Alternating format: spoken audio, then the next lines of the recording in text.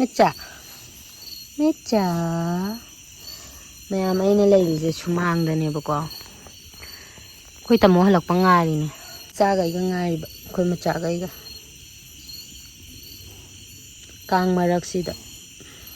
Ko, tsa kang chikpra. Didi ngay ba si wabra? Cham te yung gilaw se. Tsa se mo ina lo ang chik thatpi na yung tuk. Ang sigay rin ba? Ito. Hense. Piday subra. Kut ka se. Siba niyan. Ang kataw si se. Hense. Good boy. Good boy. Good boy. Say, handset.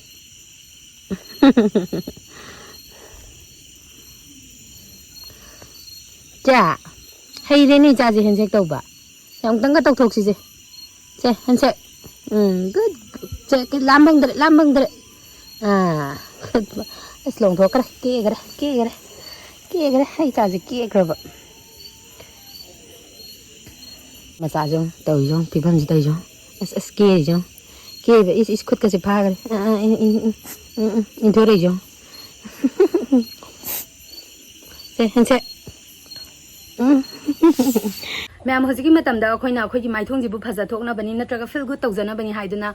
Filter हापगा अखोइगी माइथोंजी खुमजन जबसे सि normally ओइना चनहरे को filter हापदा फजारी बदमाइना असेंबदा फजारगदी अखोइदा हराउबा नुंगाइबा चाउथोकजबा अमदि confidence हेंगत लोइद्रने अदुना ma'am असेंबदा अखोइगी skin जे healthy ओइना मनुंगदा मदि मपानदा healthy ओइना थमगे नत्रगा अखोइगी skin जी बु glowing skin ओइना थमगे हारगदी क्वाइदगी Laiba उपाय से CureSkin ओरे CureSkin जे play store अमदि app store दा इराय लाइना फंगबने मदुदगी डाउनलोड तौबिरो अदुगा मैम कमायना कंसल्ट तौगनी हारगदी मोगी सेट की खुथांगदा अकोइना युमदा लैना मोगी डर्मेटोलॉजिस्ट सिंगदुगा अदुम फ्री दा कंसल्ट तौबा यादोइनिको मोइना क्वेश्चन मैम अमा हंगकनी क्वेश्चन जिदा कशु अरुबा हंगकदौ नते अकोइ कई चिंजाक चाय अदे करी क्रीम सिजनरमे अदगी लुहोंगब्रा खोलब्रा चुरुप थकब्रा अदुगा पेरा चांग नाइब्रा दुगुंबा खर खक्तने बा हंगकदुइसे अदो अकोइना क्वेश्चन दो फजना खुंबिरनिको अदुगा मैम मोइना फोटो थारो हारकनी फोटो जे अकोइना फ्रंट दगी नंबर साइड दगी नंबर सिगैजे थारो हारकनी थाबिरकाना मोइना एनालाइसिस फजना तौबिरकांदा अखोइदा लैरिबा इशुजे करिनो हाइबदो मोइना कुपना येंबिगनिको कुपना येंबिरकांदा आइगी स्किन जिदा लैरिबा इशुदुगी मतुंग इना मोइना 3 months की ट्रीटमेंट किट अमा कस्टमाइज तौरगा सेमगा थाबिरकादोइनिको अदुगा प्रोडक्ट बु कमाइना सिजनगनी कयाम सिजनगनी करम मतमदा सिजनगनी हाइबगी इंस्ट्रक्शन दसु मोइना दुम बिबिरानी अदुगा डर्मेटोलॉजिस्ट सिंग दसु एक्सपीरियंस लेरबा मदि सर्टिफाइड ओरबा ngaktane bu aduna chingneningai oide aduga ma'am sida akoina diet plan ju adum free da phangadoine aduga monthly follow up akoina tha khudingi checkup tawbodo adu tongana paisa loidana sidadi CureSkin jidadi magi product tu gi paisa do khaktana tana atopa paisa ma ta tingmam leite ko product tu gi paisa do khaktani ba koina tingjaga doije aduga ma'am magi product tu gi price e 1700 ne ado ma'am na result yam thuna pamaga di 2200 ki do season na biyo boko aduga karigumba ma'am na agi coupon code no rai 100 se season na biragadi discount amuk su lakadoini ko aduna ma'am ngasi mag CureSkin gi app link do ai description box amadi comment section da pin tawraga thamjaramage changaga try ungtang tawbiyo ai doi nang na music ta pung an ahum ta dora kanda yum hanjala aga nang na ji dai chai ji thongnao dagi chai ga thinjalaktan na mai doi kai dora na ha pung ahum ta kanda na nongalam dai ji da na hanjalai do na yum ningjing apra na mai doi kai dora chunga ya hang oi cho nu si de cha ko so chalo na mai doi kai khong da bro chu ya dai kai ro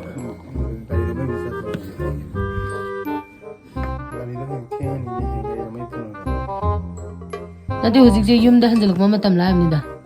pung kya dar pung ahum ta dora bani nongan dora bani ba si bok se ai je tum han da gai thamine ba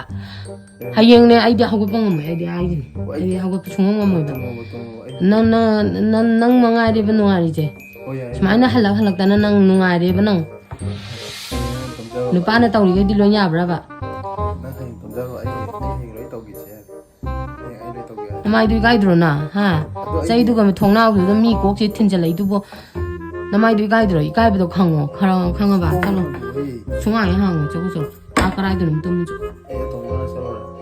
chagu so atom bi le de chagu so atom bi mana ke halai ne tro sa dem kyan ma lo chunga ya hang chagu so ikai ba ꯃꯩꯗ charge ꯇꯧꯕ ꯊꯦꯡꯉꯦ ꯍꯥꯏꯕ ꯃꯩꯗꯣ ꯊꯦꯡꯅꯤꯡꯗꯦ ꯅꯣꯏ ꯍꯌꯦꯡ ꯃꯩꯗꯣ ꯐꯪꯉꯣꯏꯕ ꯅꯪ ꯆꯠꯂꯝꯗꯥꯏꯗ ꯐꯣꯟ ꯀꯩꯅꯣ ꯒꯥꯔꯤꯁꯦ ꯆꯥꯔꯖ ꯇꯧꯔꯝꯕ ꯀꯩꯗꯧꯒꯦ ꯕꯦꯇ꯭ꯔꯤꯗꯣ ꯁꯥꯔꯦ ꯍꯥ ꯕꯦꯇ꯭ꯔꯤꯗꯣ ꯁꯥꯔꯦ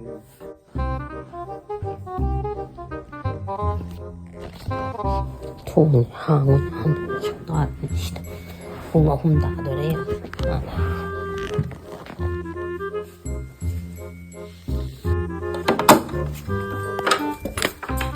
ꯃꯥꯏ ꯄꯤꯟ ꯊꯤꯟꯖꯜꯂꯛꯀꯅꯤ ꯅꯪ 이봐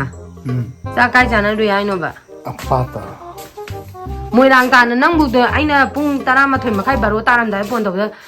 ꯀꯝꯆꯥꯒꯣ ꯌꯨꯝꯗ ꯂꯩꯍꯧꯗꯥꯏꯅꯦ ꯑꯗꯨꯒ ꯃꯣꯏꯔꯥꯡꯗ ꯂꯩꯔꯝꯃꯤꯗꯨꯅ ꯑꯃꯨꯛ ꯀꯃꯥꯏꯅ ꯇꯧꯏꯕ ꯀꯣꯏꯕ ꯂꯥꯡꯕ ꯊꯛꯄ ꯆꯥꯕ ꯑꯃꯗꯤ ꯄꯥꯝꯃꯤꯅꯦ ꯅꯠꯇ꯭ꯔꯥ ꯑꯖꯦ ꯅꯪ ꯂꯣꯏ ꯊꯥꯒꯠꯀꯅꯤ ꯅꯪ ꯌꯥꯝ ꯐꯕ ꯁꯥꯕꯗꯣ ꯚꯤꯗꯤꯑꯣ ꯈꯨꯗꯤꯡꯒꯤ ꯌꯥꯝ ꯐꯕ ꯁꯥꯏꯗꯅꯀꯣ ꯅꯪ ꯁꯤ ꯊꯕꯛ ꯐꯕꯒ ꯁꯥꯗꯅ ꯌꯥꯝꯅ ꯆꯝꯖꯕꯒ ꯂꯥꯟꯖꯗꯕꯒ ꯁꯥꯏꯗꯅ ꯍꯧꯖꯤꯛ ꯅꯪꯒꯤ ꯀꯩꯅꯣꯁꯦ ꯅꯪꯒꯤ ꯅꯦꯆꯔꯁꯦ ꯂꯣꯏ ꯎꯠꯊꯣꯛꯑꯗꯧꯅꯦ ꯑꯩꯅ ꯍꯧꯖꯤꯛ 이까이 강다봐 호지 뿡 3 따래 시보다 낭나 나때 낭 탁바 짜방 나오거든요 루이나 낭 잘라가 호지 다 할라이네 보훈도 엄마가 로이나 한진제 어이 낭 ngasinom 하자는 ngasinom 갖다네 반 남마이도 이까이다 떨어가는나 이까이 박흥브나 건 사나바가 야우라이네바 낭 모양 다나 잘라가 리건 사나로이네바 नत्रा यंगपने मोइरांग तान चलगा नंग लिकोन छनाबा यावरिनेबा याउदी यंगे पाखंग छादना है इछना पाखंग छादना छनाबे नोइ नुपा मंगाइरेने तौगेदा ngamize इखुजे बगन लिकोन छनाबे याउदी यंग देवरे नोइ नुपा मंगाइरेबा तौगेदा ngamize दोमै लिकोन छनाबे या यंग नुपि एकोइना सिदैजिदा नोंगामबे नुमिता बाउ आ चाखुमजिदा पोरा कइनोगी तातनेबा नत्रा अदुगो नोइना थक्बगा चाबगा ngaubगा नोइना तौगेदा सिदा सिदा नुंगाइरेने नोइ मंगाइरे अदो नंगी भिडियो की तुदगी केम हाउगेबा अजा लिकोन छनाबो माइ तौगेदा लिकोन जे छनाबजे हादि थानै खुसाना तो माना द्रेबा यदि हम फजदेबा अदि लिकोन मरुजि सुआउद बिगी ताता अखोगी खरा ओइने नुपा नुपि थोक डांस पंगनि तनिक पिदो ने अदुगी डांस पंगनि पिदो अदुगी मोंग अदु याम फजदेबा थाना छनाबमदना सुखागी ताता होगी तो मागी मरु चपिदो चनरमेबा होजिसिना मरु चनदबिदा नंजु निखाइरमबा नत्रो लेसाबिम खल्ला नुपि मसक फजाबिम खल्ला निखाइमिनरमबा नत्रो याउदे आई तौदे सानदे हादि आई हाइजु हाइदे इजु गायबा अदुगम हाइतेबा अदे लाउबा चंगरिरोना लाउ लाउवा नोनमदा डांस होइबा नाजोदे लाउ जंग अदु यादि कतेगा तसुन अदुरबा नंग जाइजेन नंजे पाखंलाबा नते नंजे पाखंला हाबनिदा नंगना लिकोन सनाबा जाय होजिक पुंग 3 तारमदाइदागा हंजलक्तना केनोगा तौइजे बु मोइरांग तानगा चला लिकोन सनाबा येंग चलिनेगा दु तौइनि गाइगा हाइजिबो कना हरावरनेना नोबा नंग कना शिरा हलकपददा येंगपने अबुनो हलकपददा अखोगी खनसरो बाइदे बाडे नंग तौरि सजतो आई तौगे यागद्रा बाडे इमसलुदा हलकपददा नते नंग तौरि सजतो आई तौगे यागद्रा आई हाइजि बाडे नंग तौरि सजतो आई तौगे बे यागद्रा बाडे इमसल पि खोइना चाखुमदै हेंदोकनु फक्लांग मरिना कोइसनबजिदगी हेंदोकनु नुपा खोइना तौबदि कुशिनी नुपादी तौगेदा ngambani नुपादी तौगे केसु अकाइबा लेते अदो हाइ आइना नंग नेबा नंग खलिजे नंजु हाइ आइना आयु तौरा उराबा नंजु हाइ आइना पुबिदुसि मैम ओना फाइटिंगा पुबिदुने कोनो का पुबिदुने चलो तुमरा चा सी पोरोमजे ngarang ahing akoi bana surok-tagi khulini hojila ayuk nongalamdai dani hojik siwa hojik nate hai kuire ngarang nongalamdai do ramni aingonda ngasai no ulamma bani kuiram dise kanodagi song khalakpani khongbandagi to porom phone dadi pikna uye asengbadani en jawe ado myam koi tamona nga semije hatpade koi bana hatlamma bani ko mana hatanate ado mana haide koi ba do nga semba haiteba ko am ai phi boram suri dik boram ju leiri suga doba mayam leiri ado koi tamoga ibani je blanket suga doine je blanket je na handagi kuire ainamta suse hare je koi tamo sina ne sung ya ya da marin kwa de tan manu pan siani ji ga suraga thado urage to ti doina khutna dum sure washing machine do ai mai ting bado pharak taraba ai talla ba yam doi khutna thok oin mai ting a leibado washing machine talla ba yam no khutna thok ai shu dok mayam sagraba nung sa ji de yong ai nupa je ning tham chale nang ngarang maze loktak ta chatlui koi ba moirang daga likon ga sanara pagi maze ngarang aing ba haidin chit nun sa khara phurde aduna maze ingena hojise blanket je injallaga nung sa kan yai ni ko mauze ning tham jalle tu ni jong masaje ni jong pagi da buni da sugen pu thorokon nasak tu ga ipu kulak ma male ona taina na illaga ko kano blanket to kai no ba thai ju si one ply da mo ka phen bi du ne ko si um ba di yum da dum su jara su yai du na ko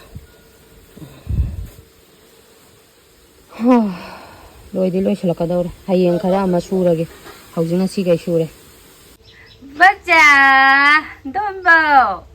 ma'am हजिकी कोई तमोना same बपोरम दो कोई बानो भाव जुने ते बनो ngalum dai dane ma de nga do song khalak da nga do dane ma na ma khuchina ni in dane ne kau kau ba khong da khong ba ja ni nga do ma na ma khut no in den chana ga dum khong ba ado koi ba na kai do ra ja no ne tho ga yengu da nga do ma na chalak chana lai ram mi ha de koi ba na khul lo pu re e nu shi da ma ja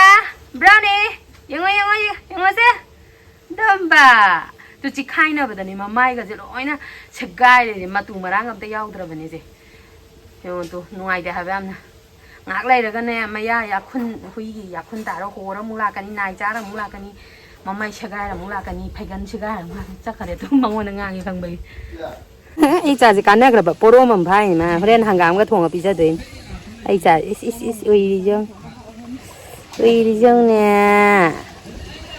ui Ui, si bên này cha gì?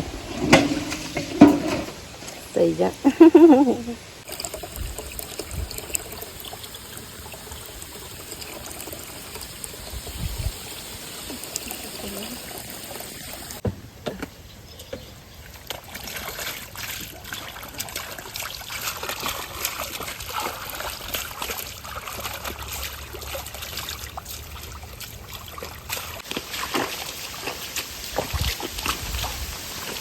Cái tấm mông khubi để blanket đó anh nè chị đó khi thà đồ có đi lôi rồi bố co khi thà đồ có lôi rồi đó cho nàng thà gì cái nàng thà nó bị sinh chị lấy đấy cho nàng chứ cái gì chứ anh thà này đi bạch chứ nói đi bạch anh ta rồi thà này anh ta rồi heavy ta là chỗ anh được cái ta này nah tak nggih hapsan guys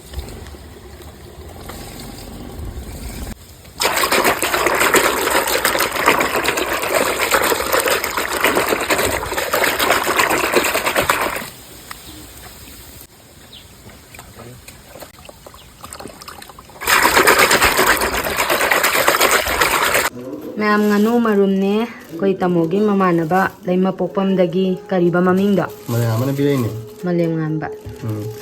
laima popam dagi malem ngamba na pirak pani nganu marum se ai pijawana saga lau di dang jamin na ron do pi paisa am ta bibiram drawa ja lau ya de man nganu marum jam phajai yam chawe sidi yam hauna satharage he ahum taru mapan taramathoi ra taramathoi ni nganu marum taramathoi pire ai pijawana thank you malem nganba ai ding nganu marum je amna ju pa me ko hau ju hau ado si ta thwa ge ngasi di kitab sang ya ra amma hu jing ngau ra sa thwa je ko nang thong bazani ni ra thong bazani nya pizza ge ana sa ing ba pizza ni pizza dus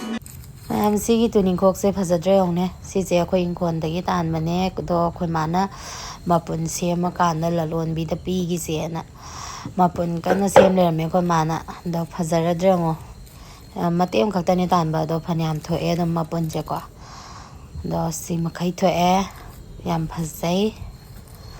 tuning khok se ai di tuning khok se yam na chu pa me manam chu am nu si ba ko ma se kili chana ka ngau da ga soi ra ga ha pa do mu ro che khra ga soi ra ga man cha ba chu am hawi da na ko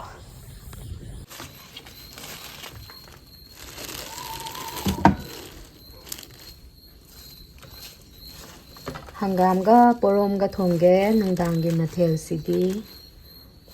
ꯉꯁꯥꯏ ꯑꯩꯈꯣꯏꯒꯤ ꯕ꯭ꯔꯥꯎꯅꯤꯅ ꯐꯥꯕ ꯄꯣꯔꯣꯝ ꯃꯆꯥꯗꯣ ꯆꯟꯗꯔꯦ ꯑꯗꯣ ꯁꯤ ꯀꯩꯅꯣ ꯇꯧꯔꯀꯥꯟꯗ ꯄꯠꯊꯔꯛꯀꯅꯤ ꯄꯠꯊꯔꯛꯄꯕꯨꯗꯤ